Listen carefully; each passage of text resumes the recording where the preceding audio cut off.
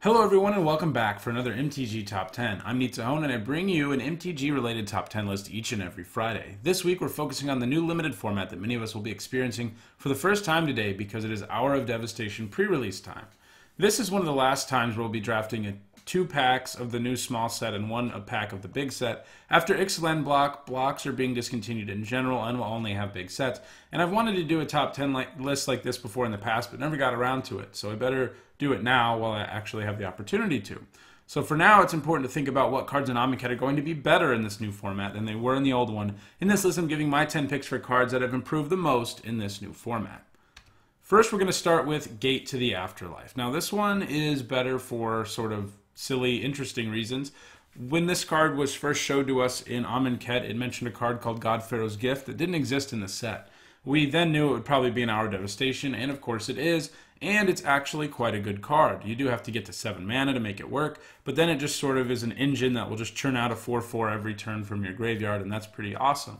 So Gate to the Afterlife and God Pharaoh's Gift combo together. Gate to the Afterlife was more or less unplayable in Amonkhet, and I don't think it's going to be great in the new format, even if you have God Pharaoh's Gift, but it's certainly more playable. It's strictly better. You know, it's going to be better, and that much is clear. And Gate to the Afterlife also combos well with God Pharaoh's Gift because it wants you to fill your graveyard with creatures. It gives you bonus for creatures dying. You gain a life, and then you loot. And you can even throw another creature in your graveyard when you do loot. Once you get to having 6 or more creature cards in your graveyard, you can then use Gate to the Afterlife to just put God Pharaoh's Gift into play, which is pretty potent and pretty great. So these two work well together. If you have a God Pharaoh's Gift, I think Gate to the Afterlife is worth thinking about playing, but it's still not going to be a lock. But it is strictly going to be better because it can actually search for God Pharaoh's Gift now.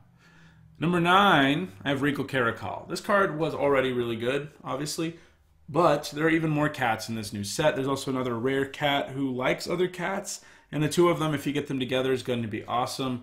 There's just more cats for the Regal Caracal to pump and give lifelink to, and that's great. So Regal Caracal is just going to be better because there's more cats around. Similarly, Time to Reflect is better. It used to only really be playable if you were in the black-white deck and you had like 10 zombies. I'd say you still need 10 zombies, but the good news is every other color has zombies now. This is because of the Afflict mechanic. Basically, everything that has Afflict is also a zombie, whether it's red or blue or whatever. So you can end up with 10 zombies outside of the black-white color pair now. So if you end up with 10 or so zombies, you know, and count your embalms and your eternalizes as zombies too, Time to Reflect is just going to be even better because you're going to just have more zombies around. Number 7, I think Compulsory Rest. I like Compulsory Rest a decent amount in the last set. You know, it was basically a pacifism effect with a very small downside. That downside was a problem against creatures with Embalm. So the good news is there's not going to be as many creatures with Embalm in this set. There's only 1 of the 3rd pack. And while Eternalize is around in Hour of Devastation, at common and uncommon, there's not very much of it. There's just not enough for you to really be worried about it. Obviously, still don't put Compulsory Rest on a creature with Embalm or Eternalize because that's a waste of your time. You're really just barely slowing down your opponent, and that's not enough. But there's going to be less of that feeling in general because there's going to be less Embalm around. Like, there were tons of playable cards at common with Embalm, and while they'll still be there, they'll be there in smaller quantities since there's only going to be a single pack of Amonkhet. At number 6, I have Final Reward, and I have this card here to talk about the format kind of generally, I guess. Final Reward had some problems in triple Amonkhet.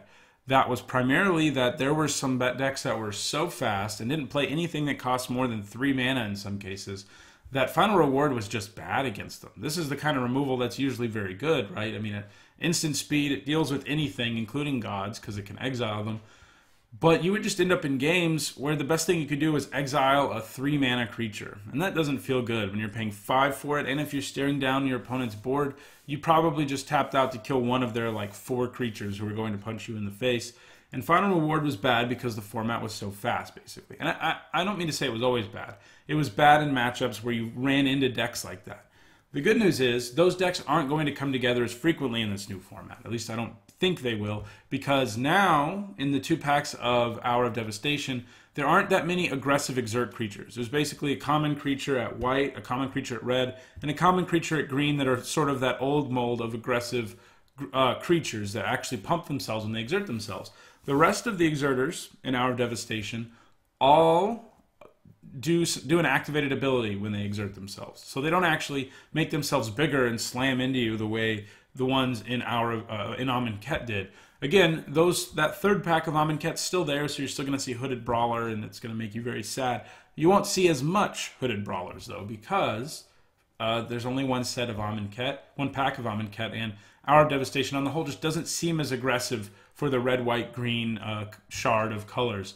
So I think Final Reward and cards like it, including like Electrify, other expensive removal, is going to be better because people are going to be playing a more traditional limited deck with a normal curve more frequently in this format than they were in the last one.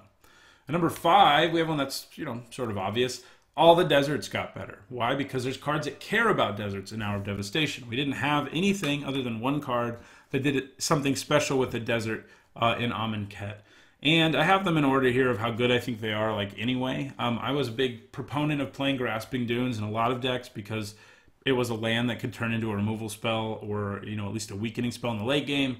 Black-green even had a -1/-1 counter sub-theme, so it fit well there. Cradle of the Accursed, similarly, was good in zombie decks. And Painted Bluffs was the kind of land that you would play if you had to. Filter lands usually aren't great, but if you really needed fixing, it wasn't the worst place to go. Sunscorched Desert is terrible, but all of these are going to be better. Even though I really only think the first 2 I feel okay about playing. The 3rd one I'll play if I have to, and Sunscorched Desert I really don't want to play. They still technically all got better. I do think Grasping Dunes and Cradle of the Accursed are the ones that really got better because they're already playable.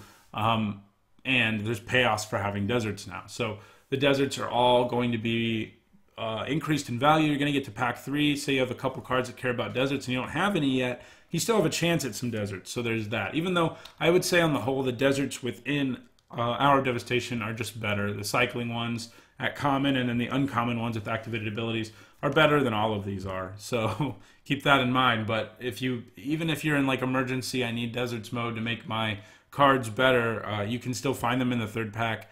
Other people might be fighting for them too, depending on what they have. At number 4, I have Shafet Monitor. This is the card that I was referencing when I said there was 1 card that cared about deserts in Amonkhet, and this is it. He can be cycled and search your library for a basic land card or a desert card. Put it on the battlefield and then shuffle your library. So now you really do want to get deserts. This will increase the frequency with which you can get a desert into play, meaning your cards that like deserts are going to be even better. Shefet Monitor was already a good card, and I think it's gotten better because of the fact that people are going to want deserts now. And, the nice thing about Shefet Monitor is if you've already got the desert you need or whatever, he just turns into a big beater that you can play. And I think big beaters like Shefet Monitor are going to be better in this format for the same reasons that cards like Final Reward are going to be better. It's going to be a slower format. And number 3, I have Greater Sandworm, which sort of further illustrates that point for me. This is a card I thought was already solid. People thought it was going to be even better, including myself, than it really turned out to be. Because when we all first looked at this last format, and this is true basically of everyone who did a set review, I think, I didn't see anybody predict correctly that red-white was going to sort of run away with it and be so aggressive that it warped the whole format around trying to have a way to stop red-white or aggressive decks in general. And so everyone thought Greater Sandworm was going to be, well, great, because you could cycle it early, and in the late game you could play a 7-mana 7/7. We all thought this format was going to be dirtily because of effects like Embalm, Aftermath, and Cycling, and we were all wrong. Greater Sandworm still was an okay card, but I think it's going to be better now, along with all of its high mana cost brethren that you want to ramp into or play in the late game, because late games are going to happen more frequently in this new format. So at number 2, I have Weaver of Currents, and I have it there sort of as a stand-in for the blue-green deck in general.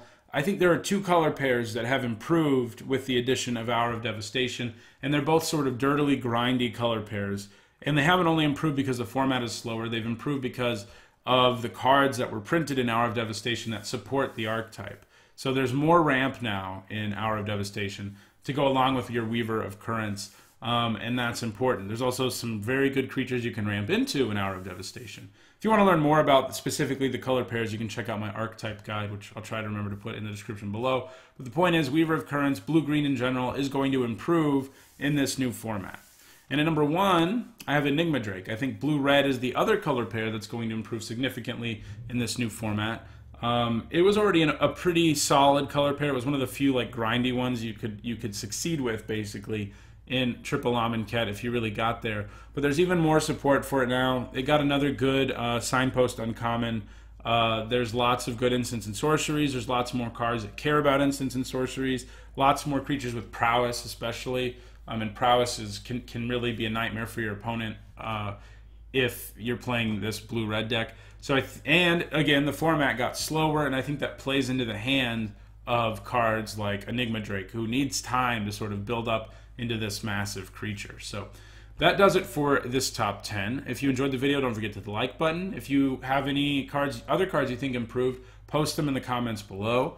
I do have a couple quick announcements I want to make before I end this video. One of them is that 5colorcombo.com is currently doing a Kickstarter for a pretty innovative product.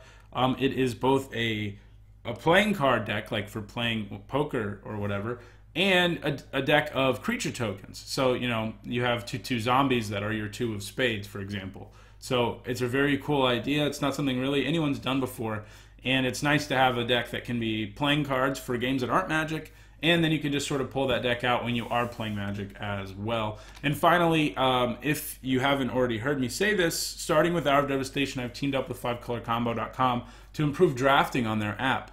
My card ratings are now used to help determine when the AI should select cards, so the app has become much more realistic in terms of draft. So it is a great way to prepare for the format. Go check it out at 5colorcombo.com. You can find a link in the description below.